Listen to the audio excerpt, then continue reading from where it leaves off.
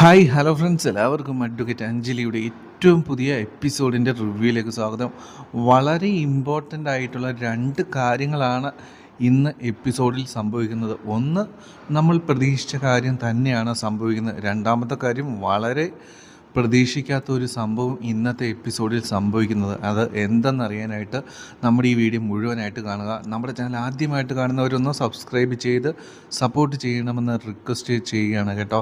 അപ്പോൾ ഇന്നത്തെ എപ്പിസോഡിൻ്റെ തുടക്ക ഭാഗത്ത് തന്നെ നമ്മൾ കാണുന്നത് നമ്മുടെ അർജുൻ കാര്യങ്ങളെല്ലാം ശ്യാമളയോടും അതുപോലെ അഞ്ജലിയുടെ അച്ഛനോടും ആര്യയോടും അമ്മായിയോടൊക്കെ ആയിട്ട് തുറന്നു പറയുകയാണ്.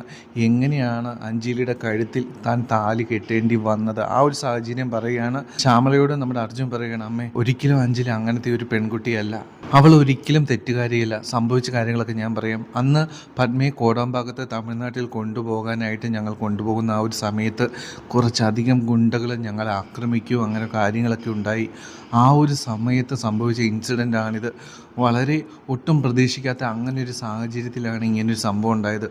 അങ്ങനെ അർജുൻ കാര്യങ്ങളെല്ലാം തുറന്നു പറയുകയാണ്. അന്നുണ്ടായ കാര്യങ്ങളും ഗുണ്ടകളെല്ലാവരും കൂടി ഫോളോ ചെയ്ത് വന്ന കാര്യവും അന്ന് ഈ സമൂഹ വിവാഹത്തിൻ്റെ ആ ഒരു മണ്ഡപത്തിൽ കയറുകയും ആ ഒരു സമയത്ത് രക്ഷപ്പെടാനായിട്ട് ഒരു സാഹചര്യവും ഇല്ലാതെയാണ് താൻ അഞ്ജലിയുടെ കഴുത്തിൽ താലി കെട്ടിയത് എന്ന് അർജുൻ പറയാണ് കേട്ടോ. ഇത് കേട്ടിട്ട് നമ്മുടെ ശിവരാമനും ശ്യാമളയും ആര്യയൊക്കെ കേട്ട് ഞെട്ടി നിൽക്കുന്നുണ്ട്. പക്ഷേ അമ്മായി ഇത് കേട്ടിട്ട് വളരെ പുച്ഛഭാവത്തോടു കൂടി നിൽക്കുകയാണ്. ഈ കാര്യങ്ങളെല്ലാം പറഞ്ഞു കഴിഞ്ഞിട്ട് വളരെ പ്രതീക്ഷയോട് കൂടിയിട്ട് അവർക്ക് കാര്യങ്ങൾ മനസ്സിലാകും എന്ന് പ്രതീക്ഷിച്ചാണ് നമ്മുടെ അർജുനും അഞ്ജലി അവിടെ നിൽക്കുന്നത്. അപ്പോൾ അമ്മായി കയറി സ്കോർ ചെയ്യണം. അമ്മായി പറയാണ്, എടാ മോനെ, നിൻ്റെ ഈ കഥകളൊക്കെ എനിക്ക് നല്ലോണം ഇഷ്ടപ്പെട്ടു. നല്ല ഫൈറ്റ് സീന് എല്ലാം ഉണ്ട്, നല്ലൊരു സിനിമ പോലെയുണ്ട് മോനെ. ഇതൊക്കെ റിലീസ് ചെയ്ത 100 കോടി ക്ലബിൽ കയറും. എന്ത് നല്ലൊരു കഥ. ഇത് കേൾക്കുമ്പോൾ അർജുന് ദേഷ്യം വരും. അർജുൻ പറയും, ഇത് കഥയൊന്നുമില്ല, നടന്ന കാര്യങ്ങളാണ് പറയുന്നത്. അങ്ങനൊരു സാഹചര്യത്തിലാണ് അഞ്ജലിയുടെ കാര്യത്തിൽ എനിക്ക് താലി കെട്ടേണ്ടി വന്നത്. അമ്മായി ഇങ്ങനെ ഈ ഡയലോഗ് പറയുന്നതിനിടയിൽ ശ്യാമള കയറി ഇടപെടുന്നുണ്ട്. മിണ്ടാതിരിക്കുക, ഞാൻ രാജീവിന് പറയാനുള്ള കാര്യങ്ങൾ പറഞ്ഞു. ഇനി എനിക്ക് പറയാനുള്ളത് ഞാൻ പറയട്ടെ. നിങ്ങളുടെ കാര്യങ്ങളും കഥകളൊക്കെ എനിക്ക് ഇഷ്ടപ്പെട്ടു. അത് ഇനി സംഭവിച്ചത് പോയതിനെ പറ്റി ഇനി പറഞ്ഞിട്ട് കാര്യമൊന്നുമില്ല. പക്ഷെ എന്താണെങ്കിലും അഞ്ജലി തെറ്റ് ചെയ്തു, ആ തെറ്റിനുള്ള ശിക്ഷ അനുഭവിച്ചേ പറ്റൂ. എനിക്ക് നിങ്ങളോട് കൂടുതൽ കാര്യങ്ങളൊന്നും പറയാനില്ല. അച്ഛനെയും കൂടി ചേർത്ത് ഞാൻ പറയാം, നിങ്ങൾ ഈ വീട്ടിൽ നിന്ന് ഇറങ്ങിക്കോ. അഞ്ജലിയും കൂട്ടി രാജീവ് ഇവിടുന്ന് പൊക്കോ. ഇവളെ ഈ വീട്ടിൽ കയറ്റാനായിട്ട് പറ്റത്തില്ല. അവൾ ചെയ്ത ശിക്ഷ അനുഭവിച്ചേ പറ്റൂ. അവൾ ചെയ്ത തെറ്റിനുള്ള ശിക്ഷ അവൾ അനുഭവിച്ചേ പറ്റൂ. ഇങ്ങനെ എടുത്തടിച്ച് ശ്യാമള പറയുകയാണ്. അപ്പോൾ പ്രതീക്ഷയെല്ലാം അഞ്ജലി തകരുകയാണ്. അഞ്ജലി വീണ്ടും പൊട്ടിക്കരയാണ് കേട്ടോ. അപ്പോൾ ഒരു കാര്യവും ഇനി നടക്കാൻ പോകുന്നില്ല, അവരെന്ത് പറഞ്ഞാലും മനസ്സിലാക്കാൻ പോകുന്നില്ല എന്ന് അഞ്ജലിക്കും അർജുനും മനസ്സിലായി. ശ്യാമള വീടിനകത്തേക്ക് കയറിപ്പോയി. അപ്പോൾ വീണ്ടും പ്രതീക്ഷയോട് കൂടിയിട്ട് അഞ്ജലി അച്ഛ എന്ന് വിളിച്ച് ശിവരാമൻ്റെ അടുത്ത് ചെല്ലും. അപ്പോൾ ശിവരാമൻ ഇങ്ങനെ പൊട്ടിത്തകർന്ന് നിൽക്കുകയാണ്. അപ്പോൾ ശിവരാമൻ പറയും, നമ്മൾ രണ്ടുപേരും എങ്ങനെയായിരുന്നു അഞ്ജലി? ഒരു കൂട്ടുകാരെ പോലെ ആയിരുന്നില്ലേ? കൂട്ടുകാർ തമ്മിൽ എല്ലാം ഷെയർ ചെയ്യുമായിരുന്നു. നീ എന്നോട് ഷെയർ ചെയ്തില്ല. നീ തെറ്റ് ചെയ്തു അഞ്ജലി. തെറ്റ് ചെയ്തതിനുള്ള ശിക്ഷ നീ അനുഭവിച്ചേ പറ്റുള്ളൂ. അമ്മ പറഞ്ഞു തന്നെ എനിക്കും പറയാനുള്ളൂ. എനിക്ക് കൂടുതലൊന്നും പറയാനില്ല. നീ ചെയ്ത തെറ്റിനുള്ള ശിക്ഷ നീ അനുഭവിച്ചേ പറ്റുള്ളൂ. ഭാര്യ കഴിയേണ്ടത് ഭർത്താവിൻ്റെ വീട്ടിലാണ്. നീ രാജീവിൻ്റെ കൂടെ തന്നെ പൊക്കോളൂ. അങ്ങനെ ശിവരാമൻ പറയുകയാണ്. അപ്പോൾ അഞ്ജലി ആകെ മനസ്സ് തകർന്നു പോകും കേട്ടോ. അങ്ങനെ അഞ്ജലിയും കൂട്ടി വാ എന്ന് പറഞ്ഞിട്ട് നമ്മുടെ അർജുൻ അഞ്ജലിയും കൂട്ടി നടന്നു പോവുകയാണ്. അപ്പോൾ ആ പ്രദേശത്തുള്ള ആളുകളൊക്കെ ഇത് കണ്ടുകൊണ്ട് ഇങ്ങനെ നിൽക്കുകയാണ് കേട്ടോ. എന്താണെങ്കിലും ഒട്ടും പ്രതീക്ഷിക്കാത്ത ഒരു സംഭവമാണ് അവിടെ നടന്നത്. അഞ്ജലിനെ അർജുനെ സ്വീകരിക്കുമെന്നൊരു പ്രതീക്ഷ ഉണ്ടായിരുന്നു. പക്ഷെ അതൊന്നും അവിടെ നടന്നില്ല. അവർ ആ ഒരു അഞ്ജലി ചെയ്ത ആ ഒരു കാര്യം വലിയൊരു തെറ്റ് തന്നെയാണ്. പക്ഷേ അവർ ക്ഷമിക്കാൻ ഇപ്പോൾ തയ്യാറല്ല കേട്ടോ. അങ്ങനെ അർജുൻ അഞ്ജലിയും കൂട്ടി പോവുകയാണ് ആദ്യത്തെ സീനിൽ. പിന്നീട് നമ്മൾ കാണുന്ന സീന്, അമ്മായിക്കാണ് സന്തോഷം സഹിക്കാൻ വയ്യ, അഞ്ജലിയെ തിരിച്ച് വീട്ടിൽ കയറ്റിയില്ലല്ലോ. അങ്ങനെ ഈ ഒരു കാര്യം വിളിച്ച് വേഗം തന്നെ അനുപമയോട് പറയണം. അനുപമ ശംഖചക്രത്തിൽ ഇങ്ങനെ ലാല കളിച്ചതൊക്കെയാണ്. അങ്ങനെ അനുപമയെ ഫോൺ വിളിക്കും. അനുപമ ചാടി ഫോൺ എടുക്കും. അമ്മായിയുടെ ഫോൺ കാണുന്നതിന്, അമ്മായി എന്തായി, അവിടെ എന്തായി, കാര്യങ്ങൾ എന്തായി, എന്തെങ്കിലുമൊക്കെ നടന്നോ? അപ്പോൾ അമ്മായി പറയും, എടി നീ പറഞ്ഞ പോലെ തന്നെ നടന്നു. ആ രാജീവ് ഇവിടെ വന്നു. രാജീവോ? അതാരാണ്? രാജീവ്, ആ പയ്യനില്ലേ, കറുത്ത ജീപ്പിൽ വരുന്ന വെളുത്ത പയ്യൻ, അവനിവിടെ വന്നു. അവളെയും കൂട്ടി പോയിട്ടുണ്ട്. അവൻ്റെ വീട്ടിലേക്കാന്ന് പറഞ്ഞ് അവൻ പോയിട്ടുണ്ട്. അല്ലാതെ അവളിനി എങ്ങോട്ട് പോകാനാ? ശ്യാമള എന്താണെങ്കിലും അവളെ ഇവിടെ കയറ്റാനായിട്ട് പോകുന്നില്ല. ഇത് കേൾക്കുമ്പോൾ അനുപമയ്ക്ക് ഒരുപാട് സന്തോഷവും. അങ്ങനെ ആ ഒരു കാര്യങ്ങളൊക്കെ പറഞ്ഞ് ഫോൺ വെക്കും.